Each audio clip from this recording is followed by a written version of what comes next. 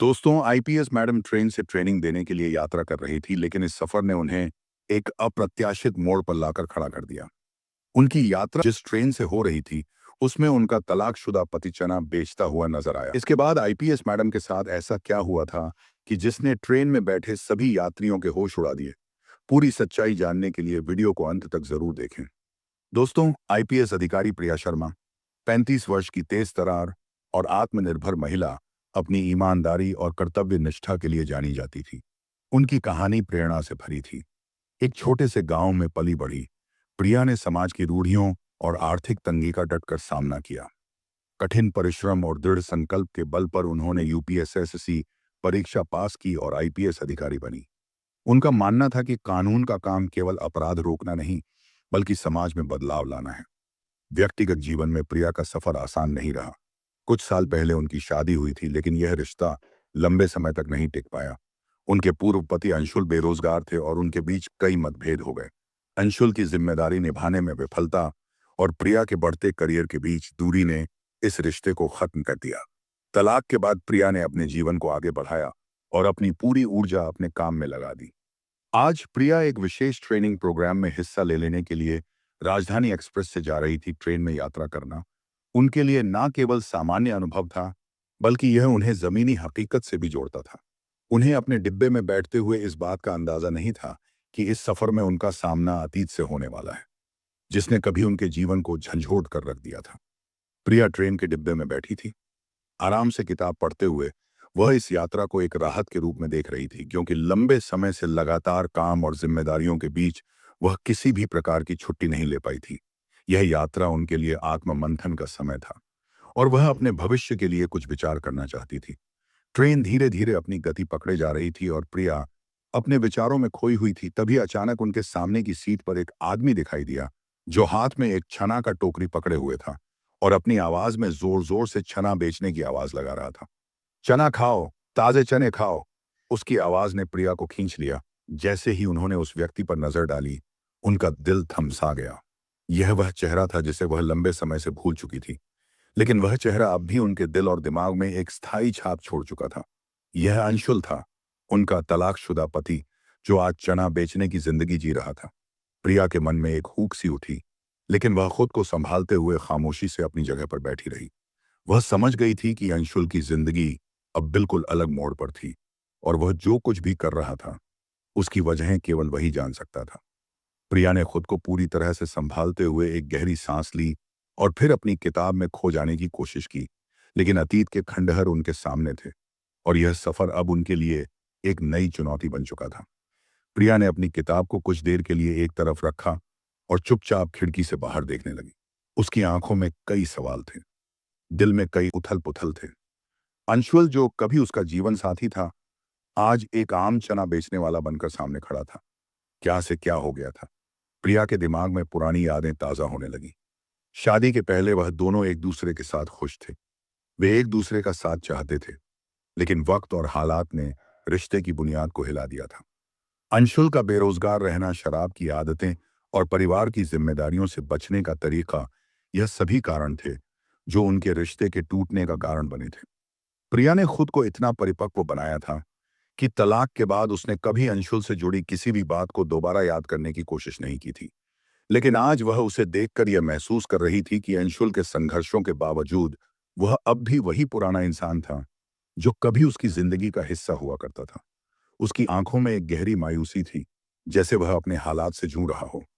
अंशुल ने चना बेचने के बाद थोड़ी देर के लिए ट्रेन के एक कोने में बैठकर आराम किया और प्रिया उसे देखकर चुप रही। वह जानती थी कि अगर वह उससे बात करती तो उसे खुद को फिर से उन पुराने दर्दनाक लम्हों से जूझना पड़ता जो वह इतने सालों से भूलने की कोशिश कर रही थी। लेकिन फिर भी वह यह महसूस कर रही थी कि किसी तरह अंशुल का सामना करने का यह सही समय था। क्या उसने कभी अपनी गलतियों को समझा था? क्या वह अब बदल चुका था? यह सवाल प्रिया के मन में बार बार उठ रहे थे, लेकिन उसका दिल उसे जवाब देने के लिए तैयार नहीं था। प्रिया ने खुद को फिर से संजीदा किया और खुद से पूछा, क्या मुझे अंशुल से बात करनी चाहिए? वह खुद को यह समझाते हुए बोली, मैं अब एक आईपीएस अधिकारी हूं, मुझे किसी से डरने की जरूरत नहीं। लेकिन दिल में कुछ और ही था। अतीत के जख्म अब भी ताजे थे और यह अचानक हुई मुलाकात उसे उसी दर्द से रूबरू करवा रही थी जिसे उसने अपने जीवन से पूरी तरह बाहर निकालने की कोशिश की थी। अंशुल ने चना बेचते हुए थोड़ी देर बाद प्रिया को देखा और फिर धीरे से उसकी ओर बढ़ने लगा। वह जानता था कि प्रिया उसे देख रही है, लेकिन शायद वह भी यह नहीं जानता था कि क्या उसे इस अचानक मुलाकात का कोई परिणाम मिलेगा। उसकी आंखों में एक तरह का अपराध बोध था और चेहरा पुरानी थकान से भरा हुआ था। प्रिया, क्या तुम मुझे पहचान रही हो? अंशुल ने धीरे से पूछा। उसका स्वर उखड़ा हुआ था, जैसे वह सच्चाई के सामने आने से डर रहा हो। प्रिया ने सिर उठाया और कुछ पल उसकी आंखों में देखा। उसकी आंखों में एक शिकायती और पछताए हुए व्यक्ति की झलक थी, जो खुद को बदलने का प्रयास कर रहा था, लेकिन वह जानता था कि वक्त अब उसके साथ नहीं है। प्रिया ने गहरी सांस ली और फिर बोल पड़ी, तुम क्या कर रहे हो यहाँ? अंशुल, उसका सवाल ठंडा और नपे-तुले शब्दों में था, लेकिन उसका दिल कुछ और महसूस कर रहा था। वह जानती थी कि अंश ने कभी अपनी जिम्मेदारी पूरी नहीं की और शायद आज वह जिस हालत में था, वह उसी की कसक थी। लेकिन फिर भी इस पल में प्रिया का दिल उसे दया करने को कह रहा था। क्या अंशुल ने खुद को बदला था, या यह सिर्फ एक और मौका था जो जीवन ने उसकी हाथ से छीन लिया था? अंशुल ने सिर झुका लिया। उसकी आवाज में अब भी वह दर्द था। प्रिया, मुझे नहीं मालूम था कि यह सब ऐसा मोड़ लेगा, पर मैं बस अपना जीवन किसी तरह से चला रहा हूं। उसकी बातें सुनकर प्रिया का दिल कुछ पल के लिए एक ठहराव सा महसूस हुआ। उसे लगा कि शायद अंशुल अब भी वही इंसान था, लेकिन शायद अब वह दिल से बदलने की कोशिश कर रहा था। प्रिया ने कुछ देर तक चुपचाप अंशुल को देखा। उसकी आंखों में कई सवाल थे। वह जानती थी कि अंशुल ने उसे और उनकी शादी को धोखा दिया था, लेकिन आज उसकी हालत देखकर प्रिया को यह एहसास हुआ कि वह शायद अब एक नई शुरुआत की कोशिश कर रहा था। चना बेचने से लेकर जीवन की कठिनाइयों तक हर कदम ने उसे उसकी गलतियों का एहसास दिलाया था। प्रिया के मन में असमंजस की स्थिति थी। क्या वह अपने दिल की आवाज सुनकर उसे एक मौका दे सकती थी? क्या उसे अंशुल की मेहनत और पछतावे को देखकर उसे पुनः जीवन का एक मौका देना चाहिए? अंशुल ने कुछ पल चुप रहने के बाद फिर बोलने की कोशिश की। प्रिया, मैं जानता हूं कि मैंने तुम्हें बहुत दुख दिया है। कभी सोचा भी नहीं था कि हालात मुझे इस कदर बदल देंगे। अब जब मैं खुद से जूझ रहा हूं तो समझ पाया हूं कि मैंने तुम्हारे साथ कितना अन्याय किया। प्रिया के चेहरे पर ताजगी नहीं, बल्कि घबराहट के बादल थे। वह चुप रही, लेकिन दिल में उसके विचारों की एक लहर दौड़ रही थी। उसने अंशुल की बातों को पूरी तरह से समझा, लेकिन क्या वह खुद को इतना मजबूर महसूस कर रही थी कि वह उसे माफ कर दे? क्या वह अपने दिल के अंदर बसी हुई जरा सी उम्मीद को फिर बाबाए से जगाए, जो अंशुल के साथ एक और मौका पाने की उम्मीद थी? कुछ देर तक चुप रहने के बाद प्रिया ने हल्के से सिर झुका लिया। उसकी आंखों में हल्की सी नमी थी, जो उसने कभी अंशुल के लिए नहीं महसूस की थी। मैं जानती हूं कि तुम्हारी गलती थी, प्रिया ने धीमे से कहा, लेकिन अंशुल तेरी थी। अब अपने जीवन को और अधिक परिभाषित करना चाहती हूँ। तुमने बहुत सारी गलतियां की हैं और मैं अपनी जिंदगी से उन यादों को निकालना चाहती हूँ। अंशुल ने उसकी बातों को सुनते हुए सिर झुका लिया और उसकी आंखों में एक अवसाद था, जैसे उसने वह सब खो दिया हो जिसे वह कभी संभालने में सक्षम था। वह जानता था कि प्रिया ने उसे एक मौका दिया था, लेकिन अब वह खुद से जूझ रहा था और शायद कभी भी उसका प्यार वापस नहीं मिलेगा। मैं जानता हूं, अंशुल ने धीरे से कहा, तुम ठीक कहती हो। तुम्हें अपनी जिंदगी जीने का पूरा हक है। प्रिया ने एक गहरी सांस ली और फिर उसका दिल कुछ ठंडा हो गया। वह जानती थी कि वह अंशुल से आगे बढ़ चुकी थी, लेकिन यह पल उसे हमेशा याद रख। कभी कभी जीवन हमें ऐसे मोड़ों पर लाकर खड़ा कर देता है जहां हमें अपनी गलतियों से सीखने का मौका मिलता है। प्रिया ने फिर मुस्कुराते हुए अंशुल से कहा, ख्याल रखना अंशुल, तुम्हें अपनी राह खुद चुननी होगी। प्रिया ने अंशुल से अलविदा लेने के बाद धीरे धीरे अपनी राह पकड़ ली। उसका मन भारी था, लेकिन उसने जो निर्णय लिया था उसमें उसे विश्वास था। अंशुल के लिए अब उसका दिल कोई जगह नहीं रखता था और उसकी यादों को उसे अब पीछे छोड़ने की आवश्यकता थी। उसने अपने भीतर की शक्ति को महसूस किया और जान लिया कि जीवन में आगे बढ़ने के लिए कभी कभी हमें अतीत को छोड़ना पड़ता है। वह जानती थी कि अंशुल अपनी जीवन यात्रा में खुद को बदलने की कोशिश कर रहा था, लेकिन अब उसे अपनी यात्रा पर ध्यान केंद्रित करना था। कुंभ के मेले का माहौल अब पहले जैसा नहीं लग रहा था। प्रिया का मन पूरी तरह से शांत था, जैसे उसने किसी बड़े बोझ को हल्का किया हो। उसके सामने एक नई शुरुआत थी, जहां उसने अपने जीवन के उद्देश्य को पहचान लिया था। भंडारे की लाइन में लोग आगे बढ़ रहे थे और प्रिया ने देखा कि हर किसी का जीवन संघर्षों से भरा हुआ होता है, फिर भी वे अपने रास्ते पर चल रहे थे। अंशुल के साथ आज हुई मुलाकात ने प्रिया को यह सिखाया था कि जीवन में कठिनाइयों और दिल टूटने के बाद भी हर व्यक्ति को अपने खुद के रास्ते पर चलने का हक है। उसने महसूस किया कि किसी से माफी मांगना या किसी से अपनी गलती स्वीकार करना ताकत की बात होती है, लेकिन साथ ही यह भी कि हमें खुद को कभी कमजोर नहीं समझना चाहिए। अंशुल ने अपनी गलती का एहसास किया था और अब वह अपनी राह पर आगे बढ़ने की कोशिश कर रहा था। प्रिया ने दिल में एक सुकून पाया क्योंकि उसने खुद को ढूंढ लिया था। वह धीरे धीरे अपनी ड्यूटी पर वापस लौटने के लिए बढ़ी। उसका कदम अब आत्मविश्वास से भरा था। आज उसने एक सीख ली थी कि सिर्फ अपने आप को समझने और स्वीकार करने से ही हम किसी और को भी माफ कर सकते हैं। वह जानती थी कि भविष्य में बहुत सी चुनौतियां आएंगी, लेकिन अब उसे कोई डर नहीं था। वह पूरी तरह से तैयार थी अपने जीवन को उस दिशा में ले जाने के लिए जिसमें वह खुश रह सके। उसने एक आखिरी बार पीछे मुड़कर देखा और फिर सीधे अपनी राह पर बढ़ते हुए उसने एक गहरी सांस ली, महसूस करते हुए कि यह एक नई शुरुआत थी। नई उम्मीदों और नई चुनौतियों से भरी हुई प्रिया ने अपना कदम और भी दृढ़ता से बढ़ाया। कुंभ के मेले के बीच चलते हुए हर जगह लोगों की आवाजें गूंज रही थी, लेकिन अब यह उसे शांतिपूर्ण लग रही थी। एक हल्की ठंडी हवा ने उसकी छोटी को छुआ और वह अंदर से शांत महसूस करने लगी।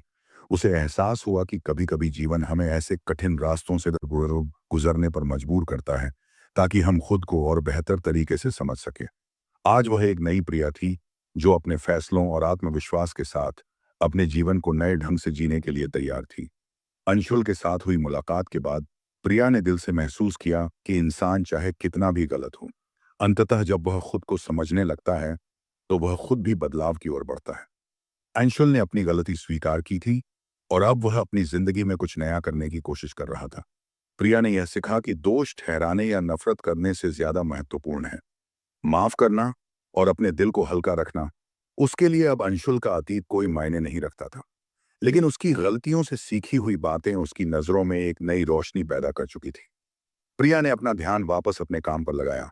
वह जानती थी कि हर दिन एक नया अवसर होता है, एक नई चुनौती होती है, और उसे अब यह नहीं सोचना था कि क्या हुआ, बल्कि यह सोचना था कि अब आगे क्या करना है। कुंभ का यह विशाल मेला उसके लिए अब एक यादगार पल था।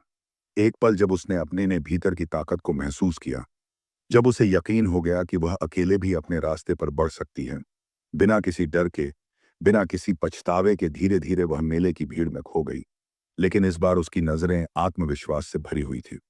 वह जानती थी कि जीवन में ऐसे मोड़ आते हैं जो हमें अपनी ताकत और समझ का एहसास कराते हैं, और फिर वही मोड़ हमें एक नई दिशा की ओर अग्रसर करते हैं। इस पल ने प्रिया को यह सिखाया था कि हमें कभी भी अपने आप को कमजोर नहीं समझना चाहिए, और ना ही किसी से उम्मीदें रखने से पहले हमें खुद से उम्मीदें रखनी चाहिए।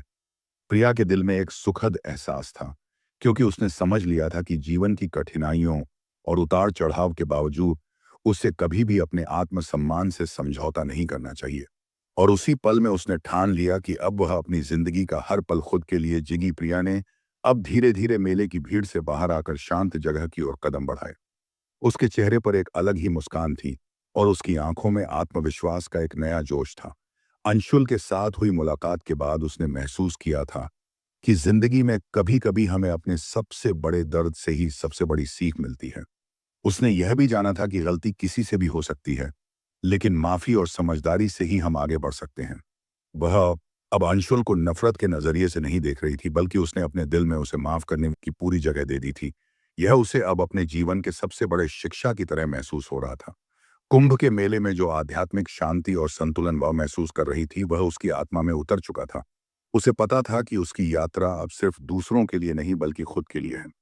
जब हम खुद को सच्चे दिल से समझने लगते हैं तो हमारे अंदर एक तरह की शांति का एहसास होने लगता है। यह शांति कभी बाहरी दुनिया की भीड़ में नहीं मिलती, बल्कि यह हमें अपनी खुद की यात्रा से मिलती है। प्रिया अब महसूस कर रही थी कि वह अपने पुराने दर्द और अतीत को छोड़कर एक नई शुरुआत करने के लिए तैयार है। उसने अब अपनी जिंदगी को अपनी शर्तों पर जीने का फैसला किया था। मेले में हर जगह लोग अपने अपने कर्मों और विश्वासों में तल्लीन थे, लेकिन प्रिया को अब यह सब एक अलग नजरिए से देखने की शक्ति मिल चुकी थी। वह जानती थी कि अब उसकी यात्रा खुद को बेहतर बनाने की है, किसी के साथ या किसी के बिना। उसने अपने आप से वादा किया था कि वह हर दिन को अपने सबसे अच्छे तरीके से जिए और आगे बढ़े। कुंभ के मेले में लोगों की हंसी बातों और रौनक में एक शांति छिपी थी जो अब उसे अपने भीतर महसूस हो रही थी। यह वह पल था जब प्रिया ने जाना कि जीवन में सबसे बड़ी ताकत इंसान की अपनी खुद की सोच और आत्मविश्वास होती है। उसे किसी से भी उम्मीद नहीं रखनी थी क्योंकि उसने अब खुद को समझ लिया था और खुद को प्यार करना सीख लिया था। वह जानती थी कि अब उसका हर कदम आत्मविश्वास से भरा हुआ था और वह अपनी जिंदगी में आगे बढ़ने के लिए तैयार थी। प्रिया ने अपनी यात्रा को एक नई दिशा दी थी और हर कदम में आत्मविश्वास था। वह जानती थी कि अतीत को भुलाकर और दिल से माफ करके उसने अपनी जिंदगी को एक नई शुरुआत दी है। कुंभ के मेले में भव्यता और आध्यात्मिकता का जो दृश्य था, उसने उस दिन अपनी आत्मा की गहराइयों को महसूस किया। प्रिया अब यह समझ चुकी थी कि जीवन के हर मोड़ पर एक नया सबक होता है और हमें हर अनुभव से कुछ न कुछ सीखना चाहिए। उसके चेहरे पर अब एक गहरी शांति और संतुलन था, जो उसके जीवन के सबसे कठिन समय से अब दूर हो चुका था। अंशुल से मुलाकात के बाद प्रिया ने महसूस किया था कि आत्मा की गहराई में सच्चाई और माफी ही असली शक्ति है।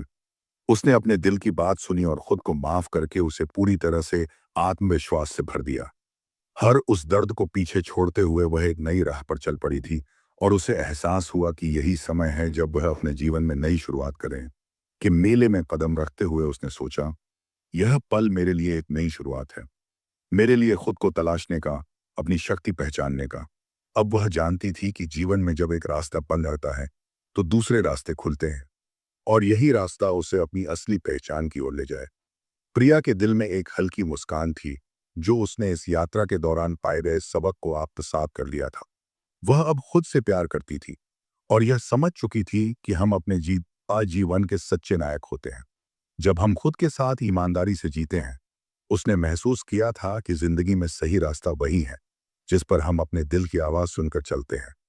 अंत में प्रिया ने कदम बढ़ाए और उसकी आंखों में वही शांति थी जो उसे आत्मविश्वास और समझ से मिली थी। आज वह न सिर्फ कुंभ के मेले में एक नई ऊर्जा के साथ चल रही थी, बल्कि वह अपने भीतर की शक्ति को भी पहचान चुकी थी।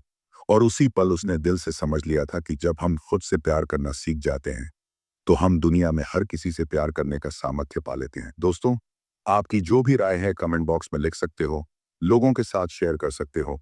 वीडियो अगर अच्छी लगी हो तो वीडियो को लाइक और चैनल को सब्सक्राइब जरूर करें ताकि हमें थोड़ा सा हौसला मिले। आप लोगों के लिए ऐसे ही अच्छे अच्छे वीडियो बनाने के लिए इन कहानियों को सुनाने का उद्देश्य किसी को परेशान करना बिल्कुल भी नहीं है। यह कहानी आपको इसलिए सुनाई जाती है ताकि आप लोग इन कहानियों में से कुछ ना कुछ सीख सको और अपने जीवन में उस चीज को अप्लाई कर सको। मिलते हैं किसी अगली वीडियो में नए टॉपिक के साथ। तब तक के लिए जय हिंद, जय भारत। आप सभी का बहुत बहुत धन्यवाद।